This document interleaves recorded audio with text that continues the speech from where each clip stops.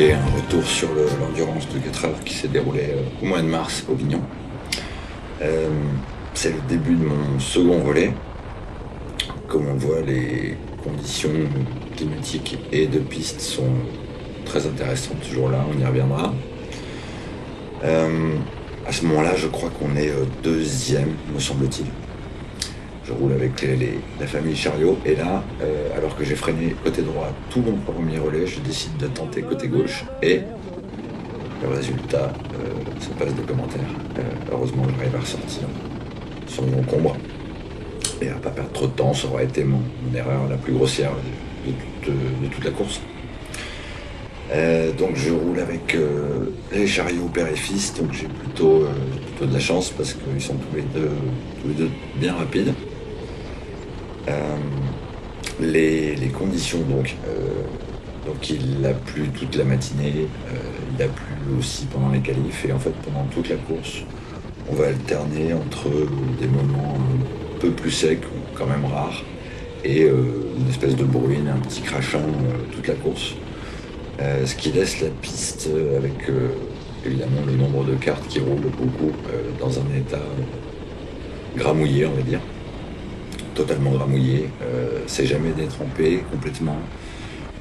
Par moments, il y a des trajectoires un peu différentes qui se dessinent, mais ça reste quand même gras et piégeux.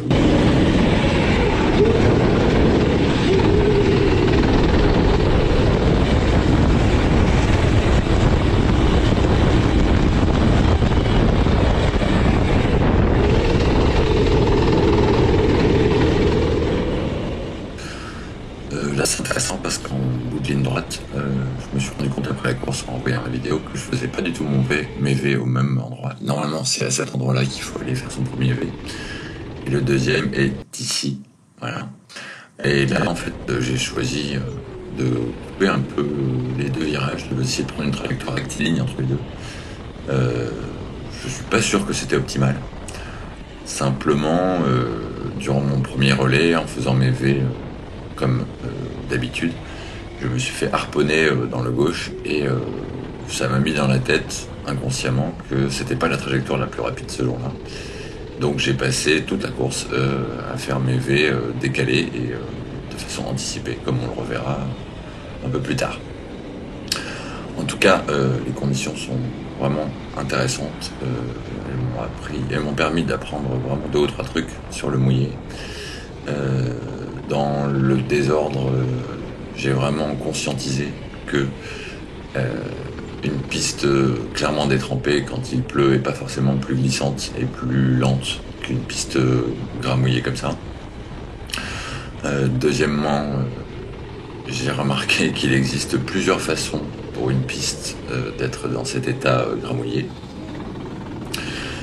D'une journée à l'autre, d'une course à l'autre, les endroits où on trouve du grip ou au contraire qui sont très glissants peuvent varier. Et ça nécessite donc évidemment toutes les adaptations nécessaires. Alors cette fois-ci pendant la course, et c'est l'avantage d'une endurance, on a quand même beaucoup de temps à passer et ça laisse la possibilité d'analyser et ça laisse un peu plus de temps pour s'adapter quand il y a besoin. Alors autre particularité des courses d'endurance, c'est que le niveau des pilotes est un peu plus éparpillé, on va dire, que lors d'une Jockey Card Cup par exemple, où un peu tout le monde va vite.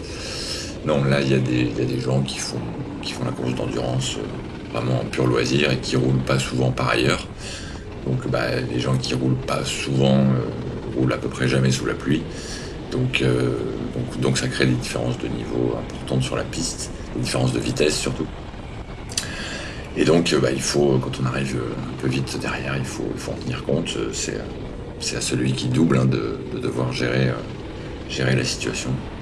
Donc là aussi c'est intéressant parce que ça apprend la patience. Là d'ailleurs on voit que sagement j'essaie pas de partir dans des dépassements impossibles alors que je suis clairement plus rapide que les pilotes que je rattrape. C'est un des points positifs que je retiens de ma course, c'est d'avoir fait preuve de patience quand je remontais sur des pilotes moins rapides. C'est de ne pas m'être jeté dans des dépassements débiles et plutôt en attendant que les choses se passent devant moi. Donc là ça illustre assez bien ce que j'étais en train de dire. Je remonte sur plusieurs pilotes. Là j'aime beaucoup freiner à l'intérieur parce qu'on a énormément de grip. Là ça n'a pas complètement marché puisqu'il faut quand même avoir un petit peu plus d'avance que ça. J'y reviendrai plus tard sur ce virage. Donc là je suis un peu gêné, je m'agace un petit peu mais pas de quoi en faire des tonnes. Là aussi je me dis que c'est une endurance, on a le temps, je sais que je vais réussir à dépasser à un moment ou à un autre. Voilà, une erreur et je passe. Là, le kart numéro 13 prend une bonne trajectoire de contre, ce qui me fait passer dans la zone très glissante. Là, toujours pareil, mon freinage à l'intérieur pour avoir beaucoup de grip. Là, toujours mon changement de direction un peu anticipé. Et là, le deuxième changement de direction, on voit que j'ai réussi à trouver du grip. Effectivement, au fur et à mesure de la course, il y a un peu de grip qui est apparu à cet endroit-là, sans doute dû au passage de tous les karts. Mais c'est intéressant de noter qu'en conditions totalement détrempées, le changement de direction qu'on m'a vu faire à gauche, là, il est impossible. Il n'y a aucun grip à cet endroit-là. En attendant, je suis toujours derrière le kart numéro 13. Toujours à essayer de trouver des trajectoires un peu différentes que les trajectoires pure pluie. Mais là ça se présente plutôt pas mal. Je sais qu'avec mon freinage à l'intérieur, là où il y a beaucoup de grip, ça me permet de garder l'axel beaucoup plus longtemps que les autres. Là je sais que je vais réussir à passer.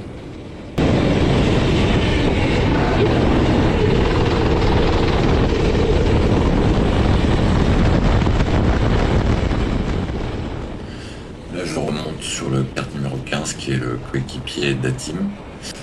Et on va rouler comme ça ensemble pendant 2 tours, je crois, 2 ou 3 tours.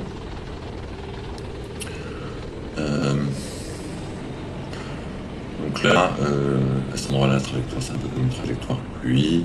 Là aussi, on va chercher le changement de direction à peu près au même endroit. Il y a beaucoup de boue sur la piste, mais curieusement, à cet endroit-là, ça la rend pas plus glissante. Toujours mon freinage complètement à l'intérieur, mais là, il était trop devant pour que je puisse sentir quelque chose. Là, ça ressemble beaucoup à la trajectoire pluie. J'aime bien faire mon V ici plutôt que de prendre tout à l'extérieur. Là aussi, c'est quand même bien gras. Là, oui, je pense que la trajectoire, c'est identique à une trajectoire pluie. Ce virage-là aussi. Là, je suis obligé de faire mon V un peu plus tôt parce que je suis gêné et du coup, je passe dans la partie très grasse. Je perds en motricité et je perds quelques mètres.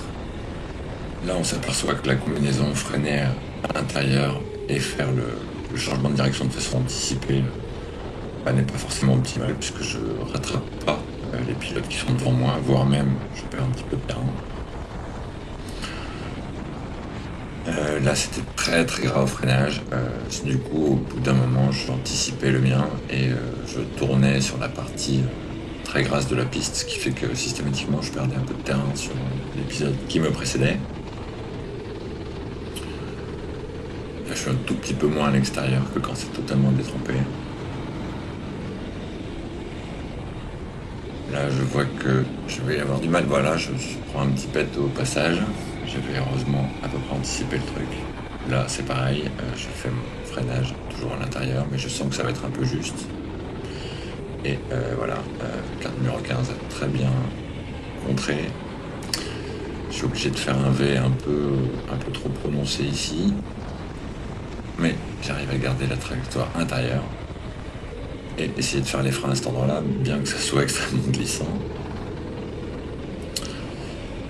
Je suis passé, mais j'en ai pas fini encore avec la carte numéro 15. Toujours là. Là, je fais une petite erreur parce que je mets une ou deux roues dans l'herbe. Et il en profite pour me mettre un petit vent. Mais c'est pas fini. Donc là, systématique, hein, toujours la même chose. Mais là, hop, il y a du grip un peu. C'est assez étonnant. Là, il n'y en a pas trop. Là, on arrive à mordre un peu sur ce vibreur. Ça remet le kart bien en ligne. Là, c'est pareil, j'aurais pu me laisser aller un peu plus pour aller sur la partie bitumée où il y a beaucoup plus de grip. Chaque fois aussi, j'ai perdu pas mal de temps. Là, voyez, ça se voit, j'essaye de prendre une trajectoire légèrement plus intérieure parce que j'ai remarqué que c'était possible. Et là, cette fois, je prends bien mon élan. Je vais tenter encore une fois le même dépassement. Et cette fois-ci, ouais, je crois que j'ai suffisamment de marge. J'arrive à faire mon changement de direction un tout petit peu plus tôt. Là, il me pousse, mais je suis devant. Là, je suis un peu gêné par le concurrent devant. Ça m'oblige à faire un V encore une fois trop prononcé. Ceci dit, ça suffit pour effacer le 15 définitivement de mon paysage.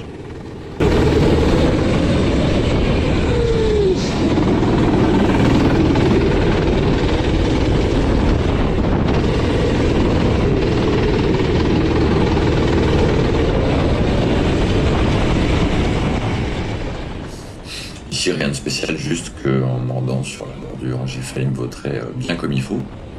Heureusement, ça s'est bien terminé. Un peu plus loin, une scène qui nous rappelle que c'est quand même assez piégeux aujourd'hui. Voilà, deux là, un troisième ici. Dans l'ensemble, les cartes ont quand même beaucoup visité tout ce qui est pelouse, bas-côté et autres bordures. Il fallait voir l'état des cartes à la fin. Chapeau l'équipe qui a dû nettoyer ça le lendemain. Là, c'est le dernier tour de mon relais. Je suis un peu déconcentré. Ma trajectoire est très très approximative. Et je vais me prendre un dépassement. Hop, voilà, pour la carte numéro 10. Je l'avais même pas vu. Il se trouve que c'est une carte qui va gagner la course à la fin. L'équipe Carte Access, qui était effectivement un peu au-dessus du lot en termes de niveau. Bref, donc je crois que c'est la seule fois que je me serais fait dépasser de la journée, mais de belle manière. Donc voilà, c'était un relais de 30 minutes. On a fait 30, 30 et 20, 3 relais chacun. Comment ? Là, on se retrouve dans mon troisième et dernier relais. Autant que je m'en souvienne, les conditions sont assez inchangées. Simplement, des trajectoires un petit peu plus intérieures qui commencent à se dessiner. Encore une fois, le passage des cartes et peut-être le fait aussi que depuis un certain temps, il n'y a pas eu peut-être d'averses ou de petites pluies, fait que voilà, on voit que les trajectoires, on arrive à trouver du grip sans pour autant être complètement extérieur.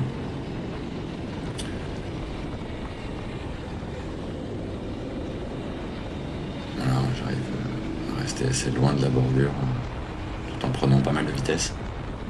Là, toujours la même chose, le freinage à l'intérieur. Je commence à maîtriser. Ça me permet de faire un dépassement, si ce n'est en une fois, au moins en deux fois. Là, le concurrent, sûrement un peu involontairement, me pousse vers l'extérieur, mais c'est pas grave. Là, je reste sagement derrière le 9 sans tenter un dépassement trop téméraire. Il se trouve aussi là qu'après 2 relais de 30 minutes, je me sens très à l'aise, bien habitué évidemment aux conditions du jour.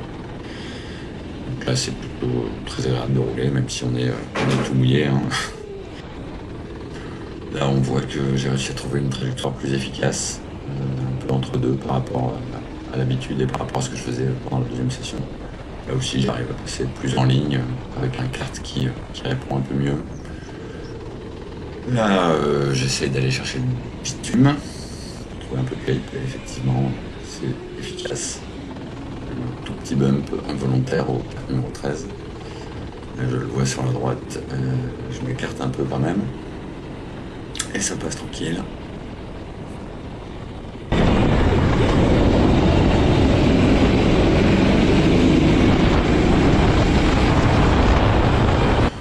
Là, je tombe sur un pilote qui a l'air de prendre un peu la même trajectoire que moi à cet endroit-là. Et qui a l'air de rouler pas mal. Là, on voit que la trajectoire toute extérieure a l'air d'être pas mal.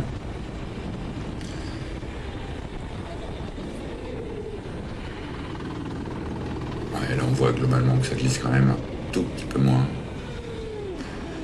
Même si de mémoire, il me semble qu'il va se remettre à pleuvoir pendant la session. Ça va se voir à la caméra qui va être de plus en plus dégueulasse.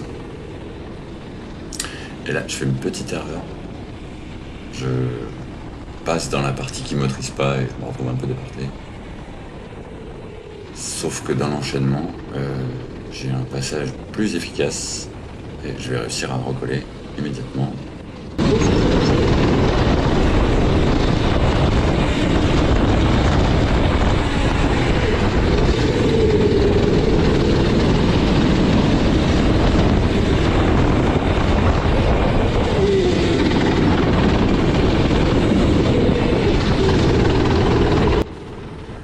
Et là, il a un tout petit peu oublié de me prévenir qu'il sortait.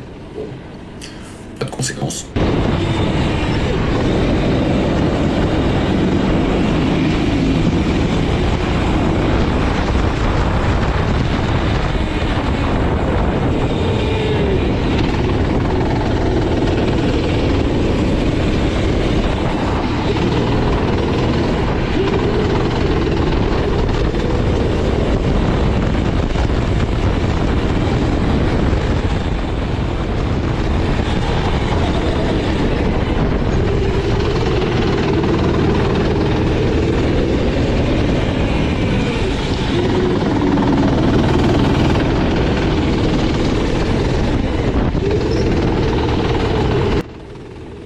À ce moment-là, on est toujours deuxième.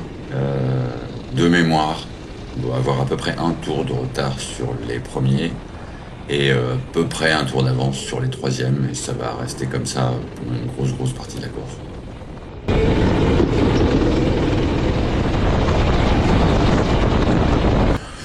Toujours la même chose, on remonte sur des pilotements rapides et il faut faire attention à ne pas faire d'erreur. Les conditions de mémoire se détériorent un peu, hein. On voit que la GoPro, là, ça commence à être compliqué.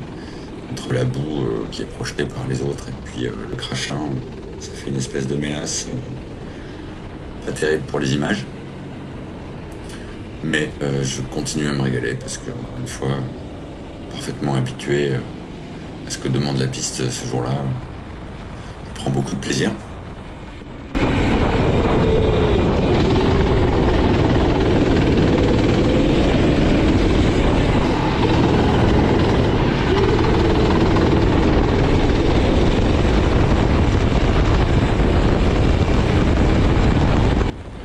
Là, on m'a fait signe que c'était la fin de mon relais. Donc, nous finirons deuxième. Super résultat. On est très content avec Jacques et Loris. Encore une fois, j'avais bien choisi mes partenaires. On se paiera même le luxe de faire 8 changements alors qu'il n'y en avait que 7 obligatoires. Donc voilà, super moment. Merci à eux. Et grand merci à tout le staff du Bignon pour leur organisation au cordeau comme d'habitude, et ce malgré les conditions difficiles. On espère faire encore mieux la prochaine fois avec pourquoi pas la coupe du premier.